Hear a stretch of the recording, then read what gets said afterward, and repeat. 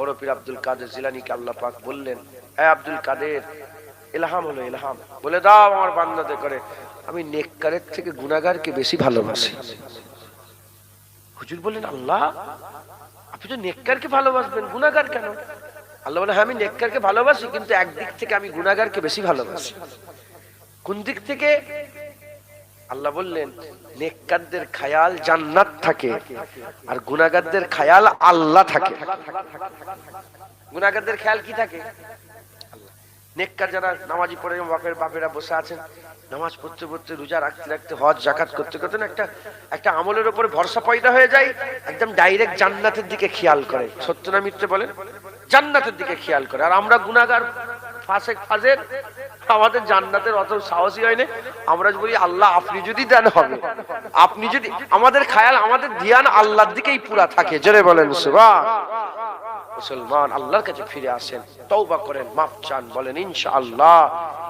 এই আদাটা পয়দা করেন। উঠতে বসতে চলতে ফিরতে সর্বদাই সর্বসময়ে আল্লাহ পাকের কাছে তওবা করবেন, বলেন ইনশাআল্লাহ। রাজি আছেন? বলেন ইনশাআল্লাহ। আল্লাহ আমাদের সকলকে তাওবাবিনদের দলভুক্ত করে দেন।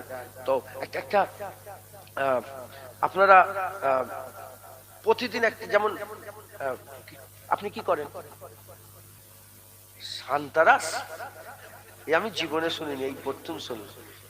আমি তো বুঝতে পারি সান্তারাস আমি কি, ছুরি ফুইলে কাজ করে নাকি কি? ওই চিপিং চিপিং করে, ওটাকে সান্তারাস বলে। জায়গাটা শিক্ষা হলো সান্তারাস, চিপিং এর কাজ করে। কিছু মনে করেন না, আমি শুনিনি, আমি জানি না চিপিং এর কাজ করে। আচ্ছা, তুমি কি করো? সেলাই কাজ করা, গজল করো, নাচ করো।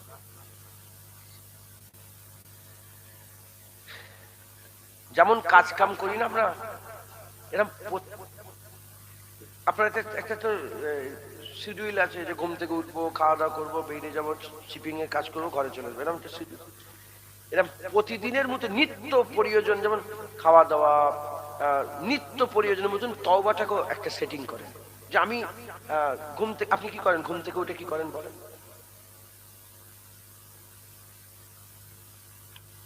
নামাজ পড়েন? মাশাআল্লাহ, নারে তাকবীর, আল্লাহ আল্লাহ। ফজরের নামাজ পড়েন, নামাজ পড়ে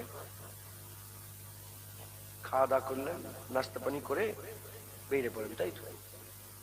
হ্যাঁ, যেমন একটা খাওয়া দাওয়া করলাম, বেরিয়ে গেলাম, একটা তো পরস্পর পরস্পর এরকম তো কন্টিনিউসলি বেশিরভাগ জীবনটা এরকম ভাবে কাটছে। প্রতিদিনটা একই রকম কাটে আমাদের, প্রতিদিন কিন্তু একই রকমের কাটে। কথা ঠিক না বেটি? ওই রকম প্রতিদিন একটা সময় ঠিক করেন যে ঘুমোবার আগে তওবা করুন।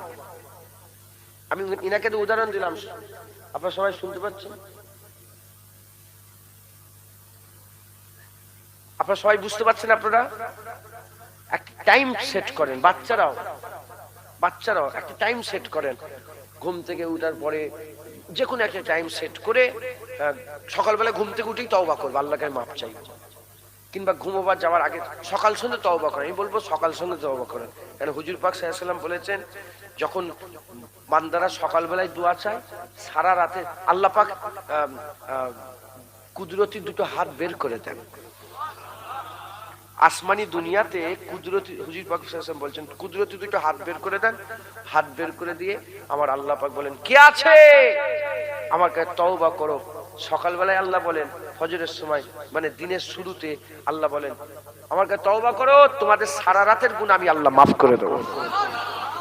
আর ঠিক রাতের শুরুতে আল্লাহ পাক বলে, দুটো কুদরতি হাত বের করে বলে, কে আছো আমার কাছে তওবা করো, তোমাদের সারা দিনের গুনাহ আমি আল্লাহ মাফ করে দেব। তাই সকাল সন্ধ্যা আল্লাহর কাছে মাফ চান, তওবা করেন, বলেন ইনশাআল্লাহ। হ্যাঁ, ইনশাআল্লাহ। আচ্ছা, আপনাদের ঘরে দরজা জানলা সব যদি বন্ধ করে দেওয়া হয়, কোনো ফুটোও যদি না থাকে, ছিদ্র যদি না থাকে, সবগুলোকে যদি বন্ধ করে দিয়ে একটা সাদা প্লেট, আরে কাঁচের প্লেট আছে না, খাবার প্লেট, ঘরের মাঝখানে যদি রেখে দিয়ে 3 দিন পরে যদি এরম ভাবে প্লেটের উপর এরম ভাবে যদি আগুল টানা হয়, আগুলে কি ধুলো থাকবে না থাকবে না? ধুলো থেকে বাঁচার কোনো রাস্তা আছে? আপনি যেখানেই যান ধুলো থেকে বাঁচার কোনো রাস্তা আছে? যেমন ধুলো থেকে বাঁচার কোনো রাস্তা নেই, গুনাহ থেকেও বাঁচার কোনো রাস্তা নেই। গুনাহ ছাড়া মানুষ, সমস্ত মানুষের গুনাহ আছে। কুল্লু বানি আদম খাত্তাউন, হুজুর পাক বলেছেন প্রত্যেকটা আদম সন্তান গুনাহগার। নবী পয়গম্বর রাসূলগণ আল্লাহ পাক খাস করেছেন, তিনাদের পূর্বের পেছনের গুনাহ আল্লাহ মাফ করে দিয়ে আল্লাহ পাক তিনাদের করে পাক তাইয়্যিব, আল্লাহ পাক তিনাদের করে এই তো সাহস হলো কি করে ফটো তোলা ডিলিট কর। আল্লাহ পাক তিনাদের, আমার অ্যাটিটিউডটা খারাপ লাগলো আপনাদের যে হুজুর এই আচ্ছা এই এই করছে, রাগ করছে। আল হুব্বু বিল্লাহ আল বুগযু বিল্লাহ, ঝগড়া কার জন্য? বন্ধুত্ব কার জন্য? আল্লাহর জন্য তোমাকে গালে চড় মেরে দেবো, আবার আল্লাহর জন্য তোমার পা ধরে দেবো। মাথায় ঢুকছে, বুঝতে পেরেছো? তো বেশরিয়াতে একটা বাচ্চা ছেলে, ওর সাহস কি করে হলো এরকম ভাবে বাচ্চা ছেলে ভিডিও করবে? তো এটা শরিয়াতে বেশরিয়াতি কাজ না? আল্লাহ মাফ করেন, গুনার কাজ। তাই একটু রাগ করে বলছি, আল্লাহ মাফ করেন। নবী পয়গম্বর দেখেন আল্লাহ গুনাহ থেকে পাক করেছেন, বাকি সবার গুনাহ আছে। ধুলো থেকে বাঁচা যায় না, গুনাহ থেকেও বাঁচা যায় না। জামা পরলে দাগ লাগবেই, জামা পরলে দাগ লাগবেই। দাগ লাগা বড় কথা নয়, ধোয়া পরিষ্কার করাটা বড় কথা। প্রতিদিন ধুয়ে ফেলতে হবে জামা, ওরকম গুনাহ হবে। প্রতিদিন আমাদের রুহানি জামা ধুয়ে আল্লাহর কাছে তওবা করে মাপ চেয়ে পরিষ্কার করে নিতে হবে। জোরে বলে, একটু জোরে হবে না সুবহানাল্লাহ? আল্লাহ আমাদের সকলকে তওবা বিন্দে দলভুক্ত করেন, তওবা করেন ওয়ালা করে দেন সকলে। আল্লাহুম্মা আমিন, আল্লাহুম্মা আমিন।